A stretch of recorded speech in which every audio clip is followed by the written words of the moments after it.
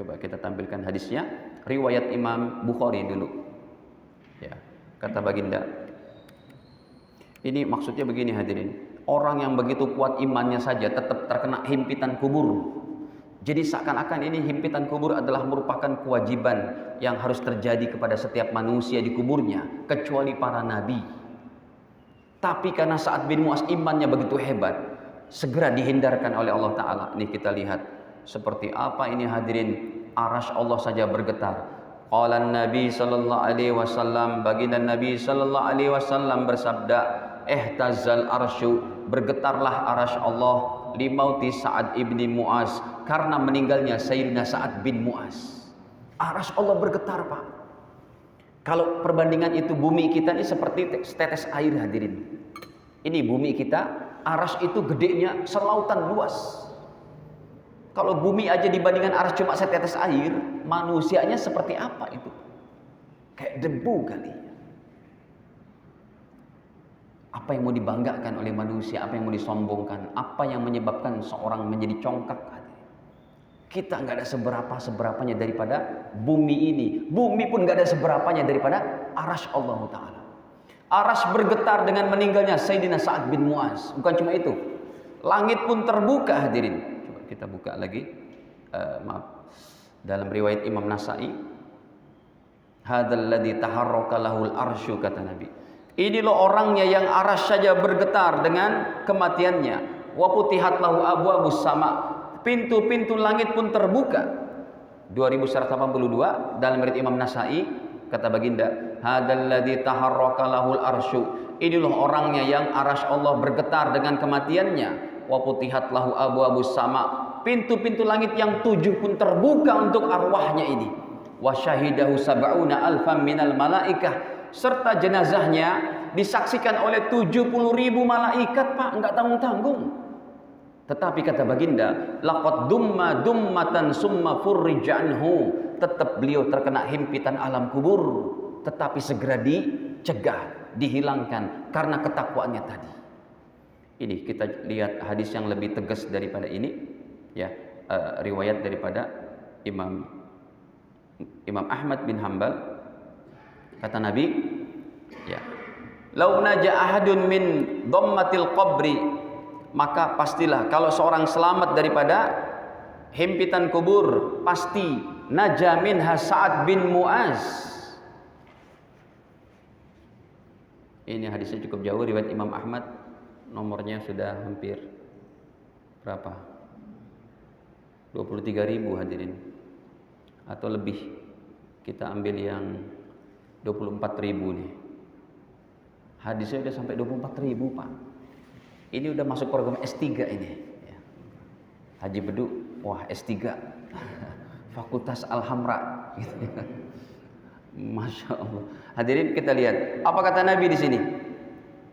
Dari Bunda Aisyah, Inna lil qabra doqtoh, sesungguhnya kuburan itu mempunyai himpitan, doktotan. Walau kana ahadun, seumpamanya seseorang itu najian minha, selamat daripada himpitan kubur, naja minha Sa'ad bin Mu'az, pastilah Sayyidina Sa'ad bin Mu'az akan selamat. Tetapi beliau pun terkena himpitan kubur, tetapi langsung dihindarkan. Ini menjadi pelajaran bagi kita semua, Pak. Allah masih berikan sisa hidup kita.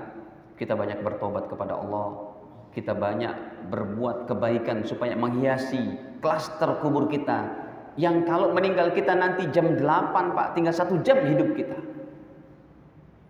Hadirin, kira-kira kalau malaikat maut datang sekarang untuk mencabut nyawa Anda, mau nggak, Pak? Mau ngaji Bedu?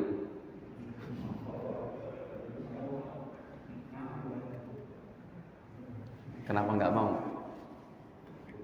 Hadirin, tapi kan nggak mungkin lah. Haji Bedu berarti imannya kayak apa tuh? Malaikat maut mau datang pakai bilang, Haji Bedu, aneh mau datang. Itu kan cuma pangkat para nabi aja. Kalau para nabi betul, wahai Nabi Musa, saya akan cabut nyawamu. Ntar dulu, aneh masih sibuk, main cabut-cabut aja ente. Dipukul itu malaikat maut, cuplok sama Nabi Musa. Matanya jatuh satu. Saking kuatnya tenaga Nabi Musa. Akhirnya malaikat maut bingung, ini mau ngapain, mau balas juga susah gitu ya. Itu ada hadisnya, riwayat Imam Bukhari. Dari 100.000 hadis. Tuh ada yang bunyi itu di dalam apaan? Malaikat maut datang siap-siap. Kalau malaikat maut datang kepada kita, Pak, ya Allah, anugerah banget. Assalamualaikum Ustaz. Siapa ya? Malaikat maut. Mau apa? Cabut nyawa. Alhamdulillah. Sebentar malaikat maut. Izinkan saya ambil wudhu. Saya mau sholat 2 rakaat. Tolong cabut nyawa saya ketika sujud terakhir. Kalau antum bilang nanti aja deh, dia nggak tahu lagi. Tiba-tiba lagi berbuat yang enggak, dicabut nyawanya, repot itu aja. Cabut nyawa saya lagi sujud. Karena seseorang yang dicabut nyawanya lagi beribadah, dibangkitkan dalam keadaan membanggakan pandangan mata baginda Nabi, dalam keadaan sujud, dalam keadaan dakwah, dalam keadaan tilawat Quran. Itulah yang kita harus persiapkan. Kenapa kematian kita dirahasiakan oleh Allah. Ini hadisnya Sahih Muslim. Nabi bersabda, kullu insan yub'asu ala ma mata alaih.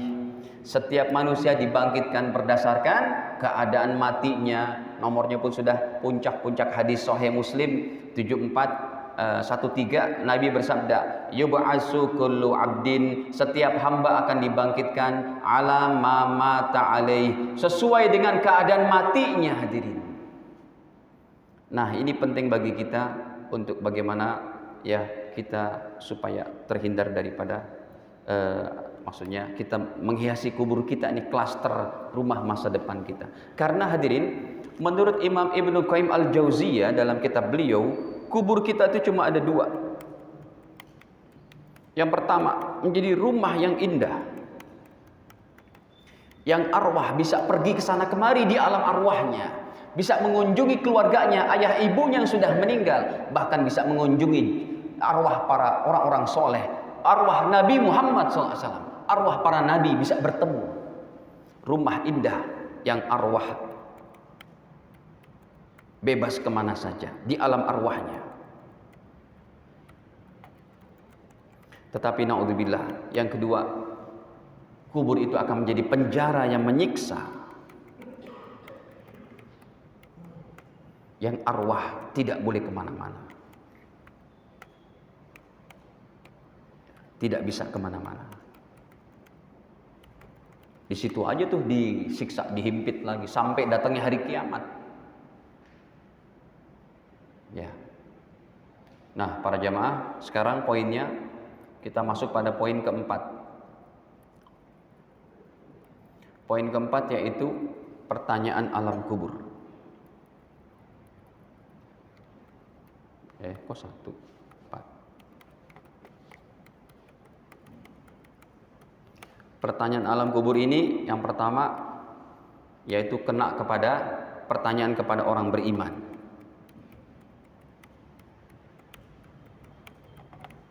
Nih kita lihat hadisnya pun sudah nomornya cukup jauh juga, 18.000 sekian. Ya.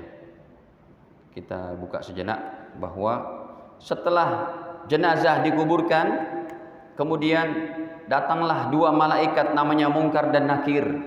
Tapi ini yang meninggal orang soleh, imannya, amal solehnya bisa menjawab daripada pertanyaan-pertanyaan ini. Akhirnya hadirin, malaikat maut, malaikat Munkar Nakir datang ke kuburnya ini. Singkat cerita, ini hadisnya sangat panjang, ya, nomornya 18.534. Akhirnya fayatihi malakan, datanglah 2 malaikat maut. 2 malaikat maut. Datanglah 2 malaikat penanya, Munkar dan Nakir. Fayujlisanihi. Kemudian jenazah didudukkan di kuburnya. Fayaqulani lahu. Maka malaikat Munkar Nakir bertanya kepada jenazah orang soleh ini, man rabbuka? Bapak, siapa Tuhanmu? Ini yang menjawab hadirin bukan hafalan kita. Pertanyaan ujian di alam kubur sudah bocor, Pak. Pertanyaannya udah bocor, jawabannya juga udah bocor. Ya udah Ustadz, kita hafal aja Ustadz, nggak usah sholat, nggak usah ini. Nggak bisa pakai logika itu, karena yang akan menjawab adalah iman dan amal soleh kita. Ditanya, man rabbuka? Siapa Tuhanmu? Maka jenazah orang soleh ini menjawab, Rabbi Allah, Tuhanku Allah. Ditanya lagi, madinuka? Apa agamamu? Dia menjawab, dini al-Islam, agamaku Islam. Ditanya lagi, mahadar rajul alladhi bu'itha fikum. Ini siapa seorang yang diutus terakhir untuk kalian? Nabi siapa? Kenal enggak? Fayaqul, orang ini menjawab, huwa Rasulullah SAW. Itu kan Rasulullah SAW, Nabi kami. Ditanya lagi, oh rupanya ada pertanyaan keempat, Pak. Wa ma ilmuka? Apa yang kamu pelajari? Ini bahaya nih bagi orang yang cuma ngerti ilmu kedokteran, sains, teknologi, tapi nggak bisa baca Quran, nggak ngerti ilmu hadis, nggak pernah duduk majelis taklim, nggak pernah cara berwudu, nggak pernah baca kitab perukunan sholat dan macam-macamnya. Ini berbahaya. Ditanya oleh malaikat, apa yang kamu pelajari? Qal, si jenazah orang soleh menjawab, qara'tu kitab Allah. Saya baca Al-Quran. Saya belajar ilmu Al-Quran. Saya belajar cara sholat. Saya sering duduk dalam majelis ilmu, apalagi malam Sabtu. Gitu. Bisa jawab kita nanti begitu hadirin. Ya. Kemudian si jenazah mengatakan, fa'amantu bihi, saya beriman kepadanya, wasaddaqtu, dan juga saya membenarkan semua isi Al-Quran. Nanti ketahuan tuh orang yang tidak membenarkan isi Al-Quran. Salah satunya orang yang paling berbahaya tidak membenarkan isi Al-Quran adalah orang yang meyakini semua agama masuk surga. Al-Quran nggak ada ayatnya satupun menyatakan semua agama masuk surga. Semua agama benar di mata Allah, tidak ada. Yang ada, inna dina indallahil Islam. Agama di sisi Allah cuma apa? Islam. Ali Imran 19. Yang ada Ali Imran 85. Wa may yabtaghi ghairal islami dina. Siapa yang memilih agama selain Islam, falay yuqbala minhu, tidak akan diterima oleh Allah. Yang ada juga Al-Maidah ayat ketiganya, al yauma akmaltu lakum dinakum. Hari ini agama kalian sudah aku sempurnakan. Makanya ada yang bilang tuh si Buya siapa tuh? Katanya agama nggak sempurna sampai kapanpun. Ini bahasa Arabnya gampang banget. Al yauma akmaltu lakum dinakum. Al-Maidah ayat ketiga dari pertengahannya itu. Wa atmamtu alaikum ni'mati, dan aku sempurnakan agama untuk kalian. Wa raditu lakumul islama dina, dan juga aku rela, kata Allah, Islam menjadi agama kalian. Ini bahasa Arabnya jelas sekali. Ya. Al yauma akmaltu lakum dinakum wa atmamtu alaikum ni'mati. Sudah sempurna agama. Wa raditu lakumul islam madina, dan aku rela Islam menjadi agama kalian. Siapa bilang semua agama masuk surga? Yahudi Nasrani aja kalau nggak beriman kepada Nabi, kata Nabi, mereka penduduk neraka jahanam. Ada ustaz dalilnya? Banyak, Pak. Mau berapa ayat? Banyak sekali itu. Yang paling gampang contohnya itu dalam surat ke-98, surat Al-Bayyinah ayat ke-6. Innal ladzina kafaru min ahlil kitab, sesungguhnya orang-orang kafir dari ahli kitab, wal musyrikin. Siapa ahli kitab ini? Yahudi dan Nasrani. Wal musyrikin, dan orang-orang musyrik yang menyembah selain Allah, yakin kepada Allah tapi yakin kepada Tuhan yang lain, finari jahannam. Mereka berada di mana? Neraka jahanam. Hadisnya bahkan dalam Sahih Muslim, kata baginda, siapa saja orangnya dari Yahudi atau Nasrani yang mendengar kedatangan aku, kalau tidak beriman kepada aku, kata Nabi, katakan kepada mereka, mereka adalah min ashabin nar, dari penduduk api neraka. Ini permasalahan yang nggak bisa diinikan hadirin. Harus membenarkan Al-Quran, membenarkan sunnah. Nih contohnya, nomor 403, kata Nabi, walladzi nafsu Muhammadin biyadihi, demi zat yang jiwaku ada pada genggamannya, ada pada kekuasaannya, la yasma' bi ahadun min hadil umma yahudi wala nasrani. Tidaklah semua orang, termasuk orang Yahudi, orang Nasrani, yang sudah mendengar, mengetahui datangnya Nabi Muhammad, adanya Al-Quran, adanya masjid-masjid, adanya orang Islam, adanya para ulama, adanya pengajian-pengajian, ada di sekeliling mereka, tapi mereka tidak beriman kepada apa yang aku bawa, kata Nabi. Summa yamutu, kemudian mereka meninggal dunia, walam yu'min billadzi ursiltu bih, kemudian mereka tidak beriman kepada apa yang aku bawa dari syariat ini, syariat Islam, kata baginda, illa kana min ashabin nar, mereka penduduk apa? Neraka. Ini bukan ulama yang buat-buat. Nah hadirin, kita kembali kepada pertanyaan nih. Oh, tadi dihilangin tuh. Saya tiban pakai ini nyari hadis. Oh, ini ada nih sudah. Ya, kata jenazah, saya beriman, saya menginikan. Apa? Kemudian Allah katakan, an sadaqa abdi, ini hambaku benar dengan jawaban-jawabannya yang benar. Kemudian apa kata Allah hadirin? Ya.